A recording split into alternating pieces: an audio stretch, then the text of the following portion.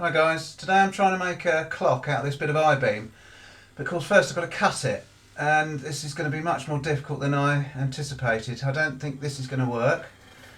It's not really held very well, and that's not going to work. I'm going to break the blade. So let's try again. Mark 2. Let's try it this way. This is a bit more secure.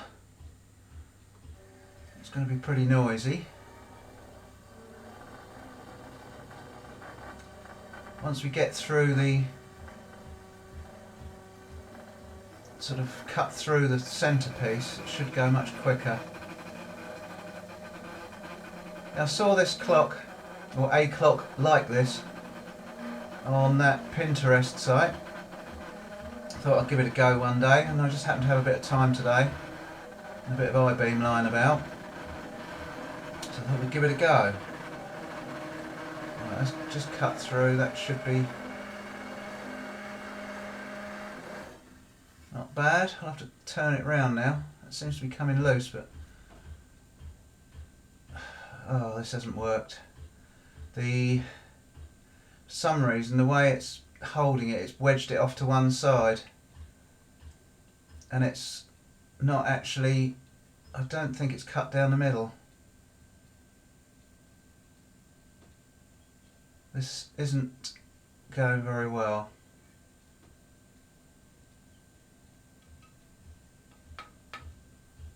I'll keep going, but I don't think it's working.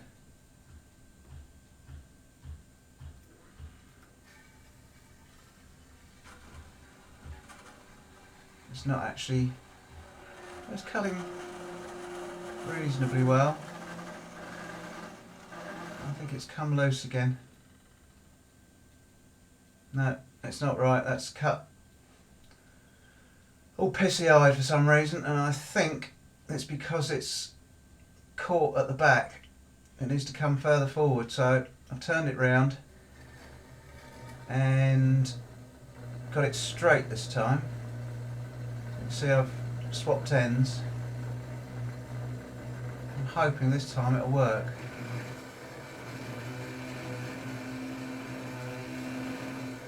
These saws are really good,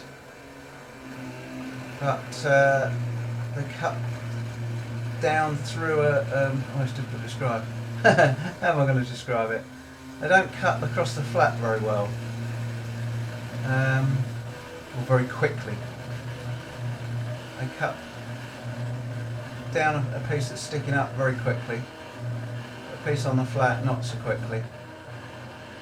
That's why it's taking its time. Once it's burst through, oh, it's moved. Ah, it's come loose again. Damn thing. I've got it sort of wedged at the bottom with a piece of flat holding it against the vise, so it's further. No, that ain't going to work. So it's further away from the back of the machine, which is what was kinking it out before. I suppose I ought to put something bigger in there to wedge it with, or to clamp it against. See what happens, see if we can keep going.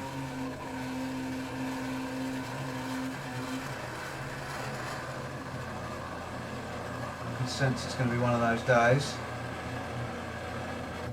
Yeah, that's wedged it. That's buggered it. I've got to be very, very careful that I don't snap this blade. They snap like a carrot, these blades. They're very, very prone to breaking if you twist them. And that's really wedged on tight there. I've got a feeling what might have happened, it's sort of, once I'd cut through the other web, it's grabbed it. I've got a feeling that's what's happened. It's not particularly anything wrong, it's just that sometimes you get this with metal, you get like a spring in it. And when you cut through one piece, it grabs. Anyway, I've got it off. A lot of jiggling about, so I'm going to resort to the good old grinder. I think I should have done it with the grinder in the first place.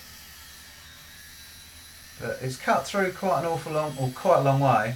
There's not much more left to do. So, good old grinder. 1mm slitting disc. Mind your toes. Oh, that'll do. That's the bit I don't want. I'll get rid of that. You can see this is going to be one of those projects. Right, you can see it's a bit bitty where I've sort of had a couple of goes at it, so I'm just going to take it over and grind up both ends on the belt grinder, or belt sander, or whatever you want to call it. It's quite an old belt now, so it's probably going to take me a bit of time. I get a bit tight where the belts are concerned. Try and get every little bit out of them. Sometimes in the long run it doesn't pay, but when the job's not particularly, it's coming up, still a few little high spots or low spots. When the job's not particularly special or time isn't an issue, using up the old belts can be much more productive, or not productive, what's the word? Saves you money, it's economical.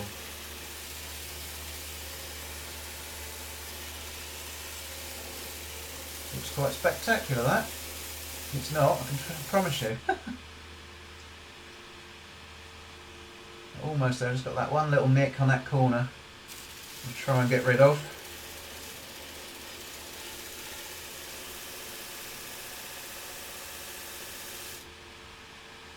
I think that's probably almost got it.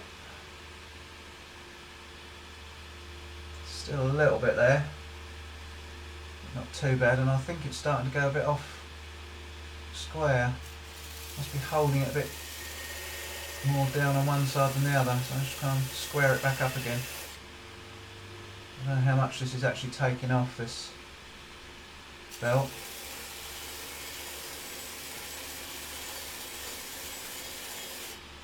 It's certainly a good tool.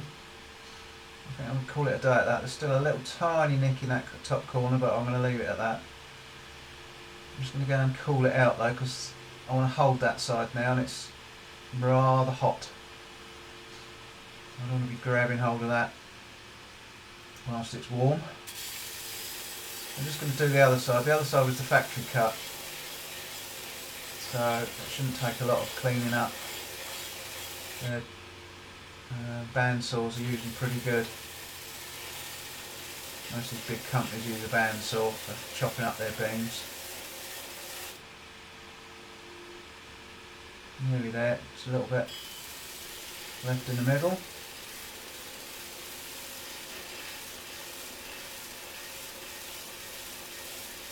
I'm glad I bought this tool. I nearly didn't because of the space constraint, but I'm glad I did, and it's slotted in a little gap now. I've got rid of my old welder, and it's such a handy tool. Just a little tiny bit there. And I'll get the belts made. You can buy them off the shelf, but I get them made in Ireland, and they're just as cheap as buying them off the shelf. But you can have whatever grip you want, any combination of grits and belts. You don't have to buy a great big pack of one. I think that's just about it. I'm just going to quickly do the ends. I'll do it without burning my hands. Just try and take the worst off. I didn't really want this painted. I wanted to try and get a bit unpainted, but these days it tends to come already primed, unlike the old days. So I'm going to mark it out now. I'll put a hole in the centre and a hole, scribe a ring around the outside for the hours. So that's just over 100 mil. I think it's about 102 it looks like. So I'm on about 51. And the other way is going to be slightly more tricky to figure out. Overall, I think the whole thing is 150. Yeah, but these webs taper So it's not going to be easy to figure it out. At the bottom it's, yeah, quite a lot less. My brain really isn't working today. I think what I'm going to do is guess it with my dividers. That's about 100 and, just under 150. No, can't have been 140 on the inside. I'm going to guess it about 70-ish, just under, and then just scribe it from each side and see if that's near enough. Just see it's put a tiny little mark there. Hopefully the middle of that should be centre. I can't really figure out how to check it. So that's about 69, something like that, ish. So difficult to work out. Put this in and see if I can mark or measure off it. I'm really being very thick today. There's got to be a very, very simple way of doing this. I just noticed in my inbox today there's a video by Jimmy DeResta. I don't know if any of you subscribe to him. And he's put a tips and tricks video up, and I think it's about measurements and things today. He's probably got away. I should have watched it before I did this. But that's near enough for me. I've sort of figured it out. That'll do. Blind man will be pleased to see it. So that's the centre. I'm going to put the hole in there for the mechanism. But I'm just going to scribe a ring around the outside for the hours. That's where the hours are going to go. I'm only going to put 4 on here. Just going to do your 6 o'clock, 12 o'clock, 9 and 3. So I think I'll go and drill that first. I think it's about 10 mil if I recall. I haven't got the mechanism with me, so I'm going to guess it. I'm pretty sure 10 mil will probably do it. So let's go and drill that. Actually no, I've had second thoughts. I'm not going to drill that first. I'm going to mark out the hours and then go and drill the whole lot. It's probably going to be easier to mark that with just a centre dot there than with a 10 mil hole in the middle. I can set this up easily off the centre dot to mark my hours. Really not with it today. Don't know what's the matter with me. It's funny, it's been a quiet week, and I tend to, when I'm quiet, the brain seems to shut down.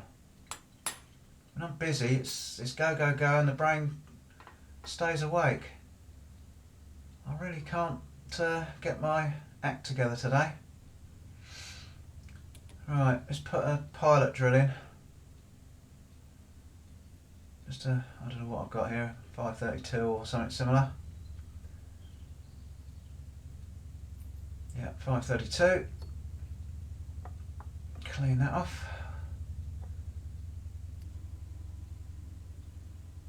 Let's put some holes in.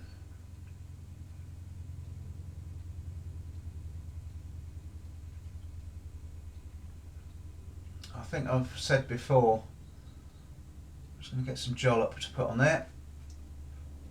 Some of my cutting paste. Yeah, I think I've said before that I run this drill quite slow because it's only got, it's got lots of speeds, but you have to adjust a belt, and then it's got a high and a low.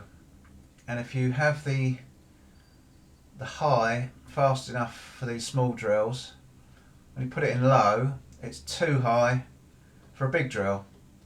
So I sort of compromise, because it's quite a bloody palaver changing belts over. So I just leave it set with a reasonable speed for both. So I can do little holes on this speed and then knock it down into the low box and do big holes. Right, that's the pilots. I'm just going to find a 10mm drill.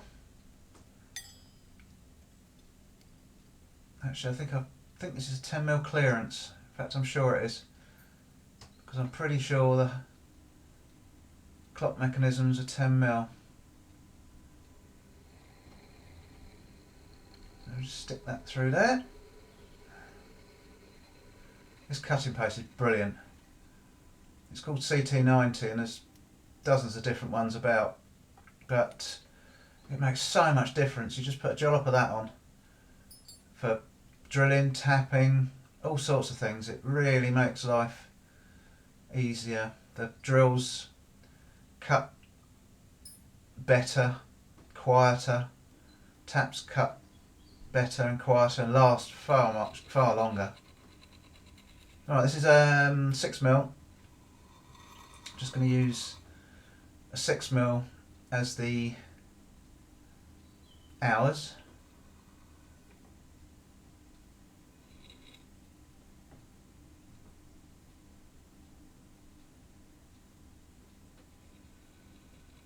Doesn't really matter what size you use, but I've chosen 6mm. You want to be able to see it from a distance, I suppose, so I think 6mm as good as any. Right, what am I going to do now? I'm just going to put a countersink in now and just take the edges off. And this is where I'm going to knock it down into the low box, because running at this speed it shatters like mad, so I've got to stop it, knock it down the low box, and then that runs lovely. Just take the edge off them. I don't want a massive countersink, just a tiny little what do you call it? Well, yeah, countersink. It's just to take the burrs off really and take the sharp edges off. Make it look a little bit different, I suppose.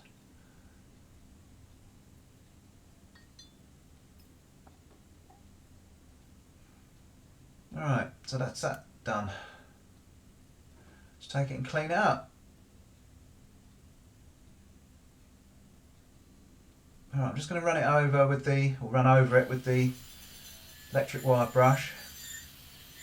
Gets rid of any further burrs and takes off any real sharp edges. I've already run a file along the edges just to take off any nasty burrs, but electric wire brush is good for smoothing things all off. No good if you want things sharp, but just to take the edge off things, it's a brilliant tool.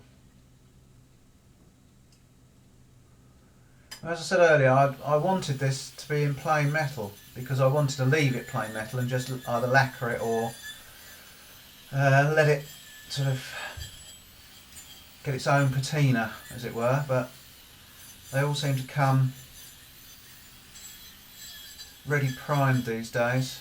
I suppose it's good for the industry, saves them having to paint them on the site and stuff. And I'm not going to be able to get this paint off because it sticks like shit to a blanket, so I'm going to leave it like that. I'm going to paint it, give it a quick coat of primer and a satin black, and fix the mechanism in, and away we go. But that's all at home, so I'll have to do that back there.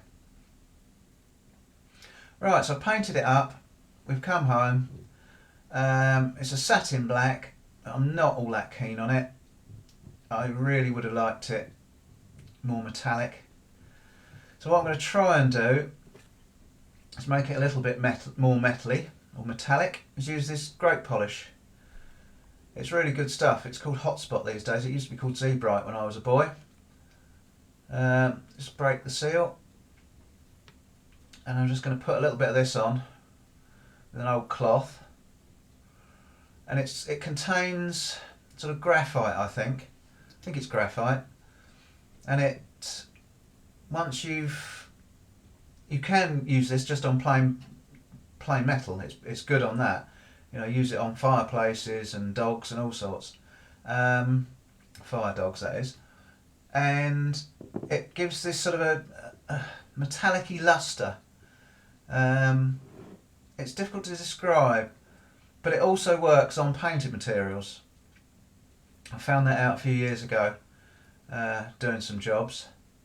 So I'm hoping it's just going to take the edge off it being just plain black. You don't need a lot, you use it quite sparingly. It goes a long way. I'm only going to bother doing the front and the edges. I'm going to bother with the back. Get it everywhere. So it's all over my hands already. I think I should have been wearing gloves.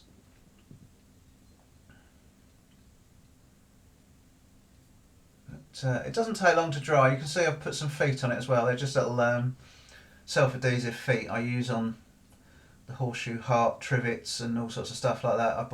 Buy them in bulk. Buy them in a pack of 100 or something or other. You just peel them off and stick them on. They're brilliant for... Oh, that's going to go down well. The wife's going to get me for that. All over the furniture. Oh well. Should have put a bit of newspaper down as well, I suppose. Can't be trusted. I'm left on my own. Right. Yeah, I should have been wearing gloves because that's gone straight through that bit of rag. Luckily, it's water-based, so it should come off fairly easily. So now I've just got to wait for a few minutes for it to dry. You can see it's already started to dry. We'll wait, and we'll wait, and we'll wait, and wait, and wait, and wait, and wait, and wait. And that's long enough. I've had enough. I'm bored now. Just going to wipe it off. It's probably not dry yet, but I don't think it'll matter. For demonstration purposes, just take it off with a soft cloth. And I can see already it has made a difference. You probably won't appreciate it on the video, but it has just given it a little bit of a metallic-y. Oh, found a wet bit. I really should have put gloves on. Yeah, it's sort of given it a little bit of a metallic-y sheen. Not what I wanted, but short of getting it shot blasted or dipped in something, and it doesn't warrant it. The job doesn't warrant it. So I'm going to keep my eyes open for a piece that's not been painted. Might do some more. Hand them out at Christmas to the rellies.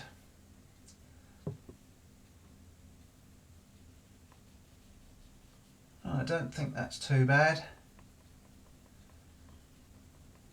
Once this is dry, it doesn't come off. It's fairly permanent, so you don't get mucky hands.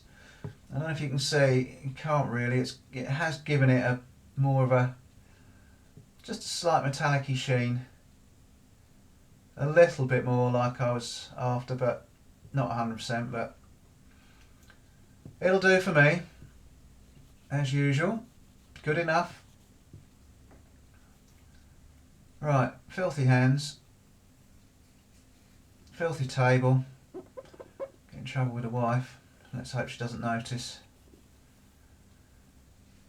So, wine stains and all sorts on there, that won't matter. Next job, fit the clock mechanism.